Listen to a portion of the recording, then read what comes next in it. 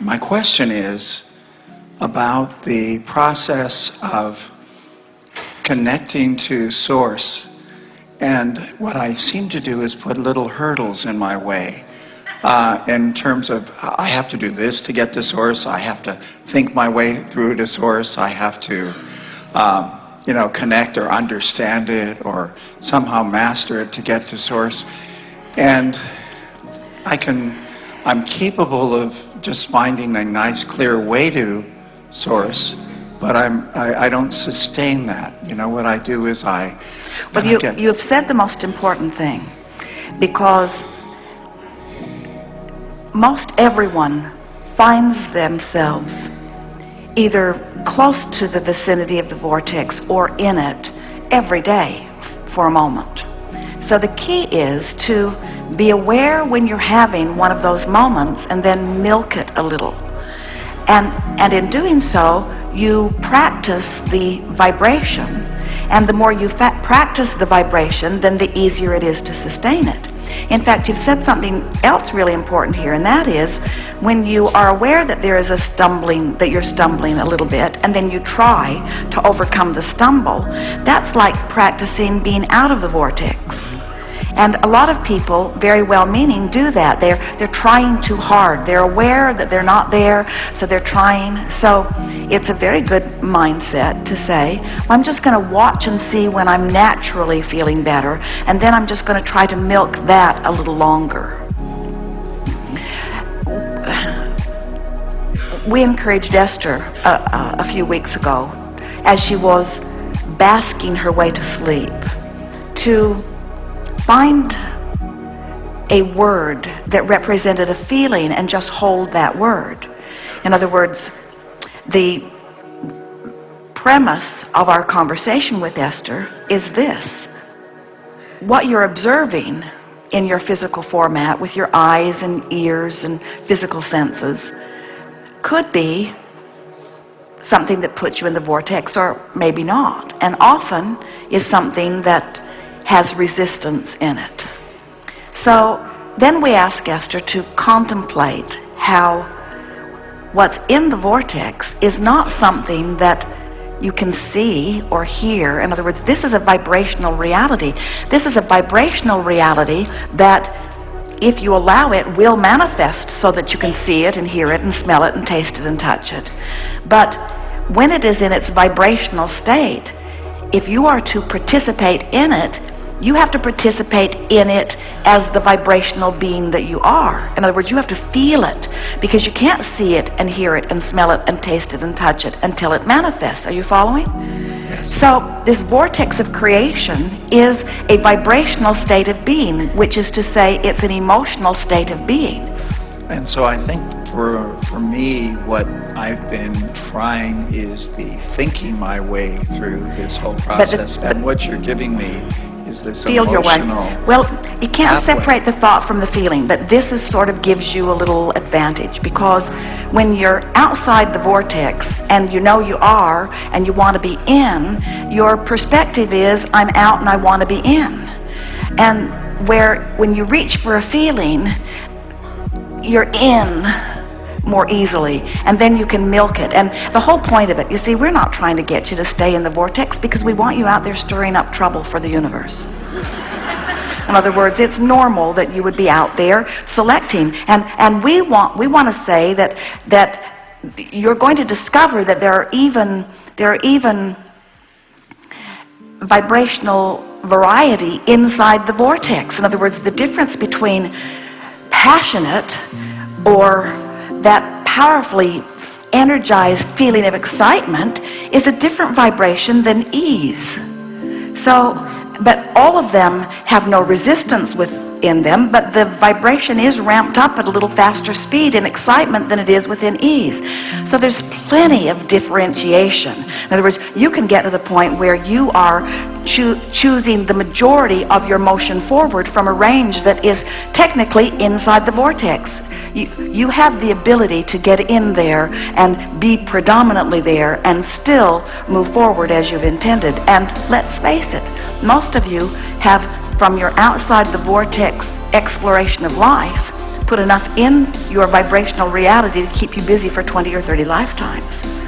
In other words, it's time for you to tune to that and let the good times roll. Right. So are you saying then that you can do a lot of your choosing and deciding from in the vortex, that you don't have to leave the vortex? Yes, but we want in and out of the vortex to not be such a big hairy deal. In other words, we want you to embrace your vibrational spectrum with the knowledge that on the other side of the wave is something really good and you can choose it any time.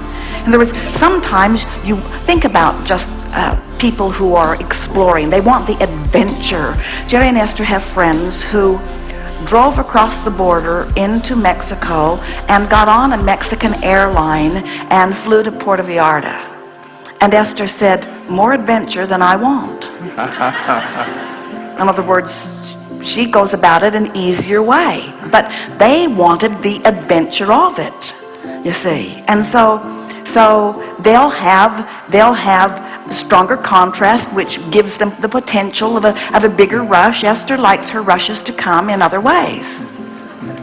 There's no right or wrong in this. You get to choose. You get to choose how out of the vortex you are, which is the leverage that gives you a big bounce.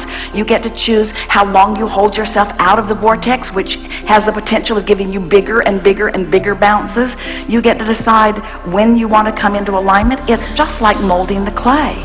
So we want you to get to the point that you have such knowledge and such capacity to guide your thought based upon the way they feel, that you really are molding the clay enough that you could then be like the source within you who could view anything without losing your grip on your inside the vortex reality. In other words, when you reach the place, as in our former conversation with a friend, that you aren't suffering over the sufferings of others, you can really help them without withdrawing your attention from them, just with the knowledge of the capacity of love and alignment, good A word, alignment, that you have. And so it seems like the getting to the vortex through thought, which is my predominant modality, isn't as effective as following the thread of the feeling more than the thinking. Well, technically we cannot separate the two, because the way it really works is you focus a thought which generates a vibration which resonates in some way. There's a vibrational relationship between the way your source is thinking and feeling about this and the way you are thinking and feeling about it. And so every thing that you feel is because there is a vibration going on that's giving you that feedback. And so technically you think and then you feel. But once you are thinking about feelings, it's a back doorway in. In other words, to think about a feeling, to think about the feeling of ease. Esther, as she was going through her alphabet, she was thinking of appreciation. And right away, in the feeling of appreciation, she thought about the other day, she and Jerry were at their favorite restaurant. It's a little place, a little local place close to where they live in Del Mar. And it's a place that's up and coming, and they're so appreciating how it's evolving. And they were sitting there just sort of appreciating and basking in the wonderful moment that they were having. And they were noticing a couple sitting at a new bar on a new bar stools, sort of snuggled in together in total comfort in their environment.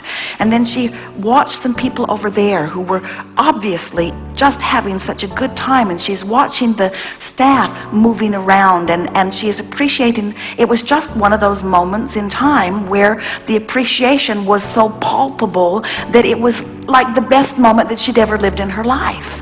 And she's saying to Jerry, do you feel this? And he was saying yes. And then they sat there for an hour and tried to identify why it felt so good. Why does this feel so good? I think it's the new bar stools, I do. I think it's that they're so comfortable. Look at those two. Look how comfortable they are sitting there. Maybe it's because they're in love. That must be it. They're really in love. Can you see that they're in love? Listen to that lady smacking her lips. She's loving what she's eating.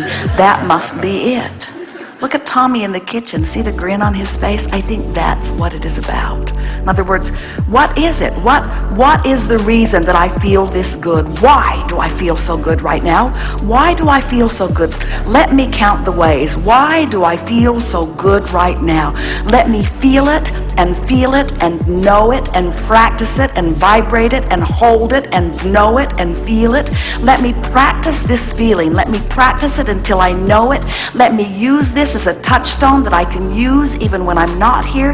Let me know this. And you got to know the environment that they're focused upon benefits dramatically by that. In other words, it sends this vibrational advertisement from the rooftop of this place that says to anyone within 100 miles, if you want to feel good, you should get off the freeway here. If you want to feel good, you should get off the freeway here. In other words, pockets of well-being are moving around, and when you get hold of one and you practice the vibration of it, you become a cooperative component to that and only that. And then the universe says, oh, there's some of that over here, there's some of that over here, there's some of that over here, there's some of that over here. And of course, it works just as well when you find a reason to be ornery. The universe says, oh, there's more over here, there's more over here, there's more over here.